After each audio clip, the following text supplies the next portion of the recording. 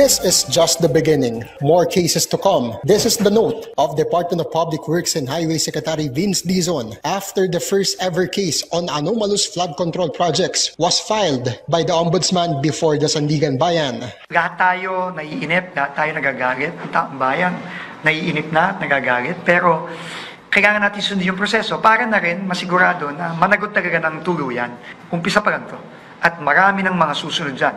The case emanated from the first referral of the Independent Commission for Infrastructure or ICI to the Ombudsman, where ex-Representative Zaldico and others were implicated over a 289.5 million peso anomalous flood control project in Oriental Mindoro, a project by contractor SunWest Incorporated. The ICI was also elated by the development since it was just almost 2 months since they submitted their first recommendation to the Ombudsman. The Commission also expects that since the case is already elevated to the Sandigan Bayan, issuance of arrest warrants will follow. It was filed only last September 29, so that's around less than 2 months ago. And how swiftly things happen, no? Na ngayon, sasampahan na ng kaso sa Sandigan Bayan. Eventually, warrants of arrest will now be issued, hopefully, no? And then we will be bringing these people to courts and para ito nang hinihingi ng mga taong bayan, di ba?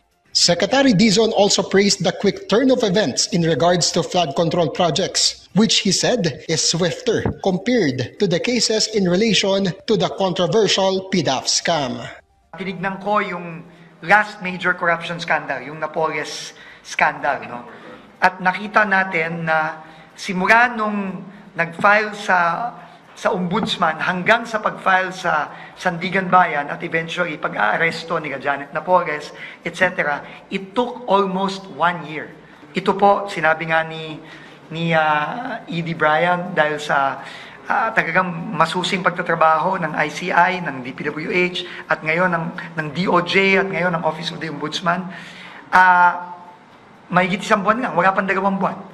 Since this is just the first case filed before Sandigan Bayan, Secretary Dizon assured that more cases will follow, and he sees as next on the case list is those involved in numerous ghost and substandard flood control projects in Bulacan. The ICI, meanwhile, assured there will be no sacred cows in the continuation of their investigation and submission of referrals to the Ombudsman.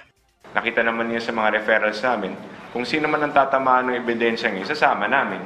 Regardless kung sino man yan, kung either congressman yan, from DPWH or any other officials, isasama namin yan. Harley Valbena from the National TV Network for a new and better Philippines.